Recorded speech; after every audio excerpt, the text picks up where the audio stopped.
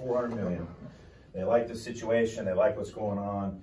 There's a nice rate of return, maybe it's 6 or 8 or 10 or 12%. That guaranteed rate of return against $400 million is huge. So if you're a pension fund holder and you just bought $400 million worth of bonds, and it's guaranteeing 10% rate of return, you're going to make over 10 years, $40 million generated return for your fund. That is significant for a fund holder. So because they're so highly rated, they get a little bit higher rate of return, which makes the bonds a little bit more attractive. So they sell very quickly. And when these bonds sell quickly,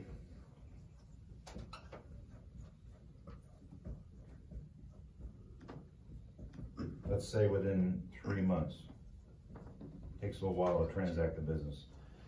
By the time we get rated, create the bonds, put them out on the market and sell, we've sold them in 3 months.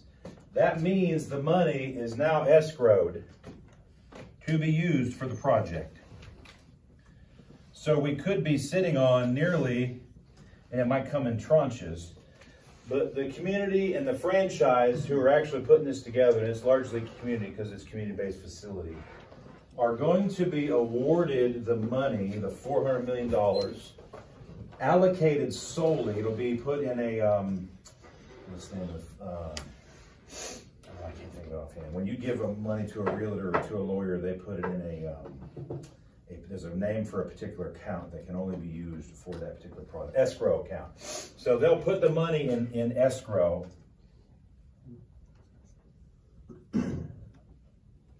and the city can begin working.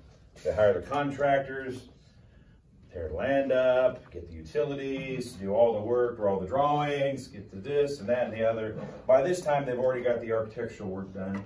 They got some of that, so they can start the project.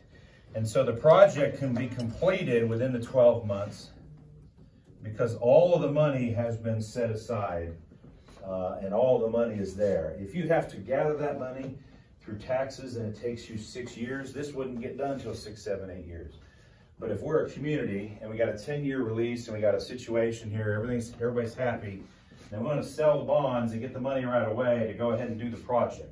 So in that regards, this project can be done, whatever time it took to do all this, plus the construction, we can have this done and schedule a grand opening and groundbreaking and all these kind of things. We can really have fun with it and have this up and running in 12 to 15 to 18 months. And so that's how large major metropolitan cities can fund and build a major venue in a quick period of time. Now, I got to talk to you about the repayment of the revenue bond, but that's the basic mechanism to get to this point. Now, only large cities, Chicago and New York and LA and San Francisco, major metropolitan cities with major franchises who have, first of all, a wonderful working relationship. Both parties have to have great financials. The feasibility work has to be outstanding. And you pay a lot of money for that. And they do a very objective analysis, data-driven objective analysis. And they determine what can best work. And if the city had to cut down to $300,000 because the feasibility, well, then they would have to do that, or $200,000, and the rest of it would have to be made up on the back end. So whatever the feasibility study determines is really helpful to where you can land in that. Because you don't want to overbuild and then you can underperform and then it fails and falls apart. If you've ever seen a stadium sitting empty, if you drive around enough small communities in the U.S., you'll see minor league stadiums that are called white elephants. And that would be a small community. For example, I used to work in Albany, Georgia. Anybody ever been to Albany, Georgia? No? It's the pecan capital of the world. Bob's Candies and M&M Mars are from down there, but if you're looking at a map, it's the farthest southwest part of the state next to Plains, Georgia, and Plains, Georgia is where Jimmy Carter's from, President Carter. But down in Albany, they built a minor league baseball stadium for the Albany Polecats, and the Polecats stayed there only 3 years and then went out of business, and then the Phillies came in for a year and somebody else came. After the 5th year in 3 different teams, they could no longer lure a team there because Albany couldn't support a minor league franchise. And if you can't support it, they won't come there. So the Polecats left after 3 years, and 2 other one-year deals didn't work out.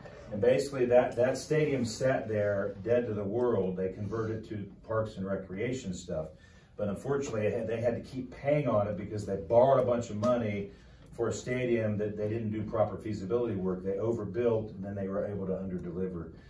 So just because you have money in your community or you have X number of people doesn't mean you can support a hockey team or football team or baseball team. Here in Greenville, we've had more hockey teams than you can possibly imagine. We've had pro soccer come in and out of Greenville so many times, it's not even funny.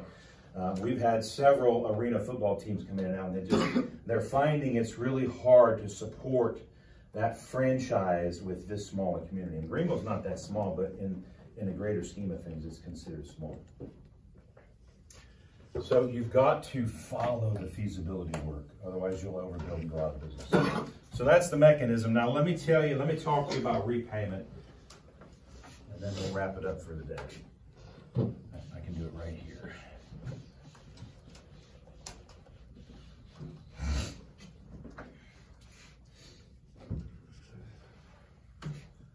When a new stadium is being proposed and it's promised to the community, we have the lease relationship in place. The community is fully committed, the franchise is fully committed, and we're moving forward. Then we begin to sell some of the major assets of the new stadium before it's even in place. So, for example, we'll sell the naming rights. And most stadiums can bring in significant naming rights dollars. You know, today you can find a company to give $1 million or $2 million a year for 5 or 10 or 15 years, and they've got their name on the major stadiums. And those stadium naming rights deals, they can be more long-term. They can be 10 to 20 years, and they can be $1 to $2 million a year. Well, that's guaranteed money.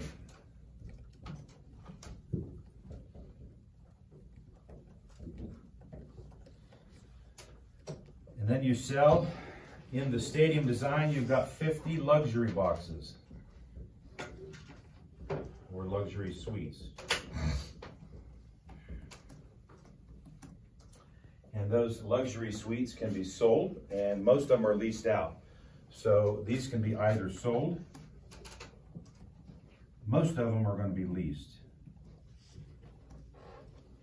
So major businesses in the local and surrounding communities of this city and within this state will often